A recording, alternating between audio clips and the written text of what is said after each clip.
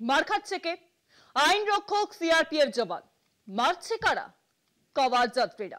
হ্যাঁ, এই ঘটনায় ঘটেছে উত্তরপ্রদেশের মির্জাপুর স্টেশনে। এক সিআরপিএফ জওয়ানকে মাটিতে ফেলে বেধড়ক মারধর করলেন কাওয়ার যাত্রীরা। কাওয়ার যাত্রা নিয়ে গন্ডগোল এই কিন্তু প্রথম নয়। এর আগে কাওয়ার যাত্রার সময় দিল্লিতে মাংসের দোকান বন্ধ রাখার কথা বলে বিতর্কে জড়িয়েছিল বিজেপি। এবার সরাসরি হাত পড়ল আইনের উপর।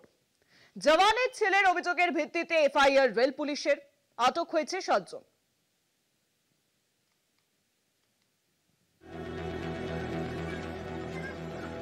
মার খেতে খেতে স্টেশনে লুটিয়ে পড়ছেন এক সিআরপিএফ জওয়ান। তার উপর চড়াও হয়েছেন গেরুয়া বসনধারী জনা কয়েক কাওয়ার যাত্রী।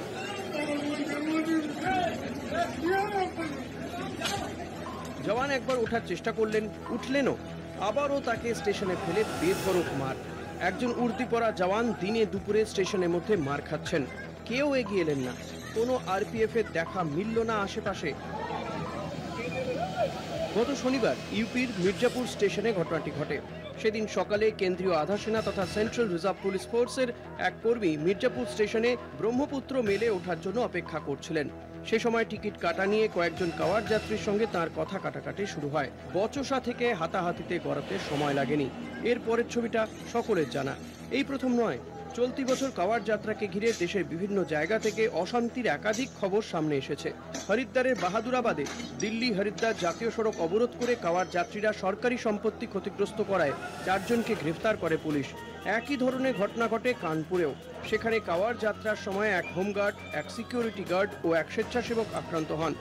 পুলিশ স্টেশনে হামলা ও ভাঙচুরের অভিযোগ ওঠে কাওয়ার যাত্রীদের বিরুদ্ধে।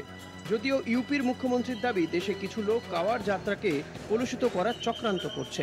সবচেয়ে নিম্ন শ্রেণী থেকে সর্বোচ্চ শ্রেণী পর্যন্ত প্রত্যেকেই এই যাত্রার সঙ্গে যুক্ত। এখানে জাত, ধর্ম, বর্ণ, সম্প্রদায় কিংবা অঞ্চল কোনো ভেদাভেদ নেই।